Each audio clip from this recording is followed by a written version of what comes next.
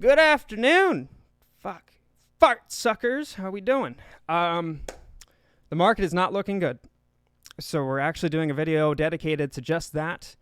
I also have some channel updates to give. The entire membership program is being completely overhauled and reworked. Anyone that's been a part of the channel membership program for the past 12 months, thank you so fucking much, first off, because the thing's been dormant for the past 12 months. So seriously, a big thank you from my heart. You've been supporting me and my antics financially, and just seeing the same names pop up again and again means a lot to me. So that's being completely overhauled, reworked. There's also another membership level called apprenticeship. I didn't know what the fuck else to call it. But this is at $100 a month. This includes one-on-one time with me, whether it's in regards to TA or just basic trading or any ideas or this is or that's. That'll be a weekly thing, as well as course content related to programming in PineScript, as well as if you have any other coding questions, whether it's related to processing API data from something like Polygon or some other arbitrary market related data set. You can learn about it, ask about it here. That will also be involved inside of the Discord. So there's going to be another video that explains that more in depth. That'll be coming out either today or tomorrow. So if you want to sign up for that, somewhere down below, I think it's under the perks or memberships or jerk offs. I don't fucking remember.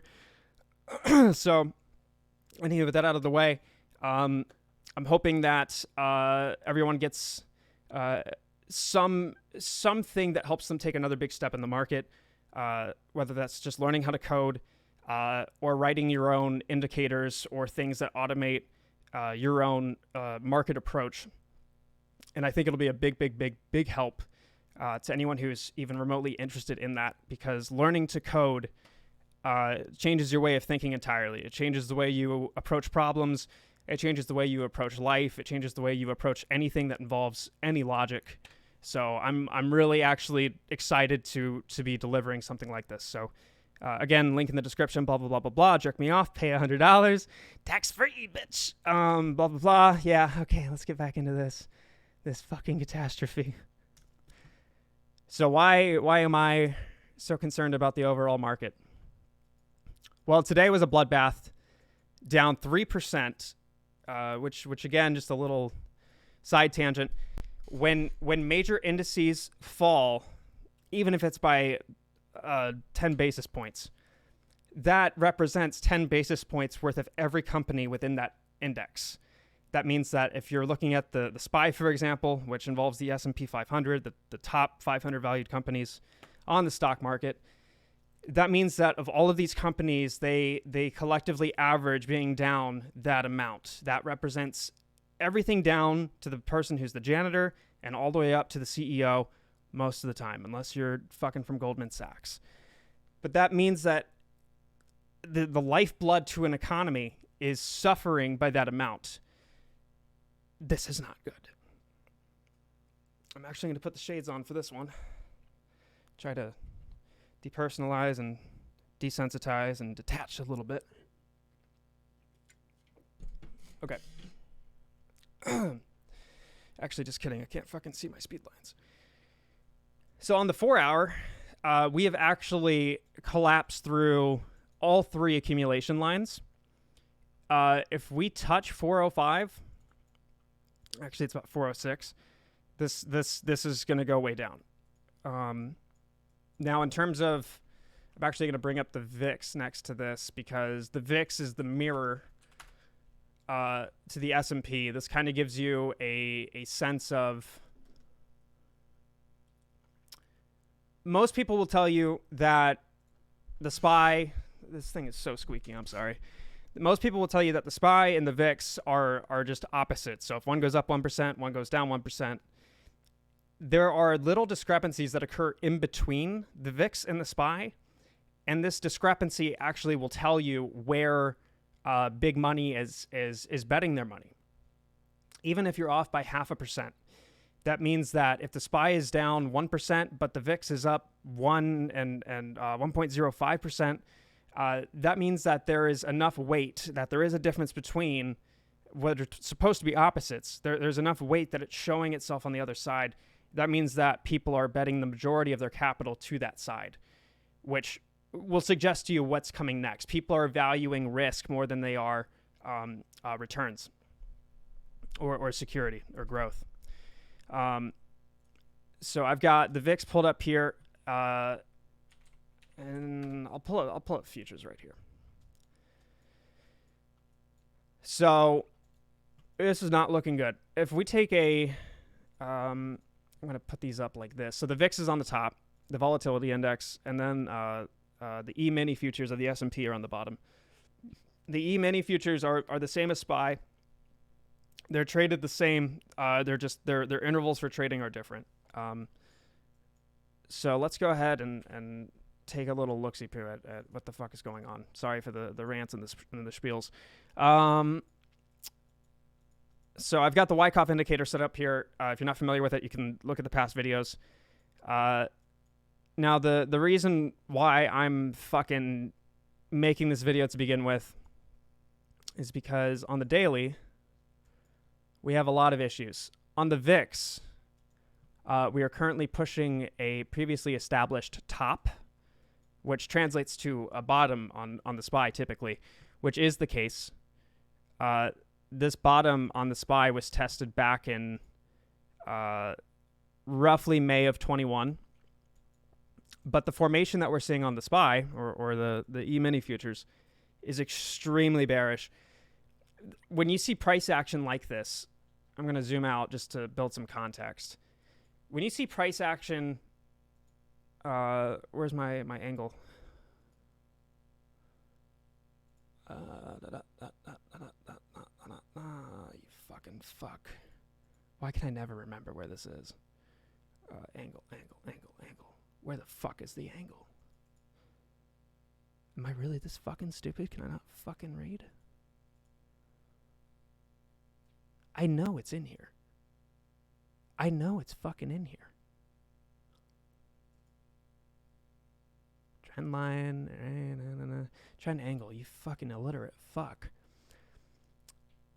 So let's take a look at the average trajectory, right? Velocity, if you will, of the previous move that we saw in SPY. So from the bottom of the taper tantrum in 2018 all the way to the top of where COVID began, the approximate trend line here was 36 degrees. Now, as you begin to have more and more aggressive movement, either up or down, not only is volatility being juiced, but the direction of each of these movements is being magnified as well as in the opposite direction. It's like if you're going down the highway and one of your tires loses grip, the moment that you start to correct it, if you don't correct it in the right way, you're just going to increase the rate that you're going to spin out as you keep trying to correct this. There's a bunch of other great examples that I just can't think of. It's an intuitive thing, though.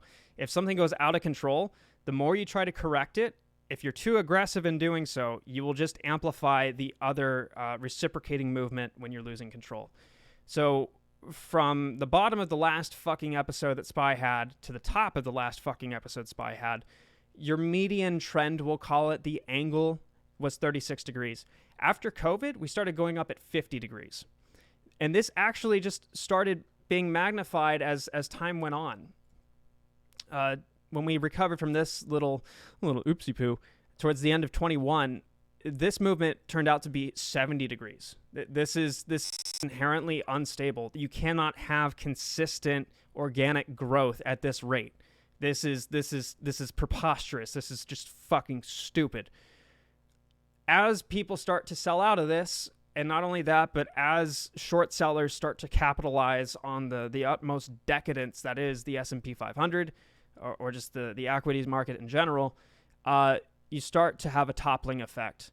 Now, we started going down at, what was this, a 58-degree angle, right? And I'm not here to teach fucking trigonometry or geometry, but just to give you a sense for what is going on here, this is not fucking good. In fact, I'm curious what the average is between 49 and 70. 59.5. So we're taking the tangent to the aggregate of these two angles. Does that really mean anything? You could derive something from it. I think it's just ironic.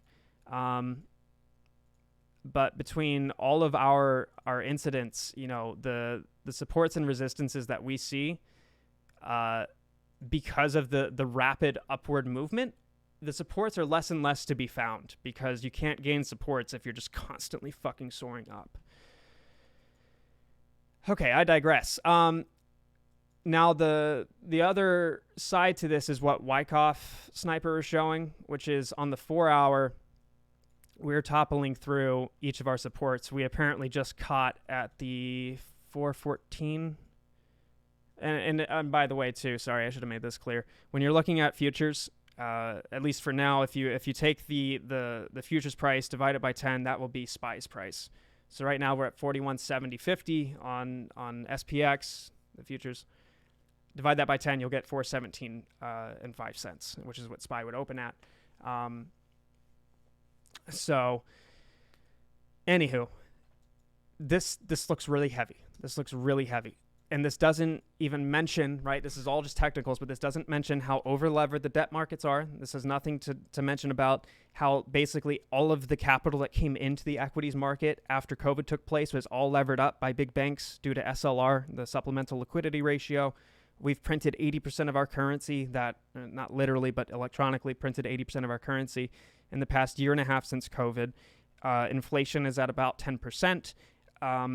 Employment is dog dick. Ukraine and Russia. China's having their episode with COVID again, evidently, whatever the fucking news cycle has to say. There is so much that is putting this giant weight of shit that is the current market health on this very tiny fucking little spinner. And it's just spinning along. And eventually, whoever the fuck is spinning this fucked up shit basketball is going to just drop dead, because everything that is around them and they have built around is complete dog shit. It's fake. It's over-levered capital that has nothing to do with the true representation of the market. This is all fucking hearsay, shadows, whoopsie-doo, fuck. Everything is fucked. Everything that we did to try and repair COVID was just a fucking Band-Aid. No one evidently has any concept at the Fed of what happens when you borrow money from the future and use it in the present to capitalize present terms. You have to either deliver that money going forward plus the interest, or the opportunity cost that you use by borrowing money from the future has to be enough that you can suffice going forward. You have to do more with what you borrowed from the future so that you can pay your dues going forward from the point at which you borrowed that money from. If I borrow $1,000 right now to capitalize on the present, and what I do between now and the present is not worth $1,000 plus interest, I am fucked. And that is exactly what happened. But instead of $1,000, it's $1,000 fucking billion, $1 trillion right there, probably more. Guarantee it's more. That's what's fucking happened. And evidently no one who has the fucking controls to change and fix or fuck up anything with the fucking monetary system doesn't have any fucking clue what they're fucking doing. And now everyone who participates in this fucking system is about to get fucking rug pulled. That's what happens when you don't fucking check your balances and this is and that's when you're fucking borrowing money from the future. This is all complete dog shit. This thing's about to fucking fall through the floor like a fucking 42, 39, 56, a whole lot of Rosie standing on a fucking bullshit, crusty ass, fucking rotting wooden floor. It's about to fucking fall through. That's all. This shit is fucked.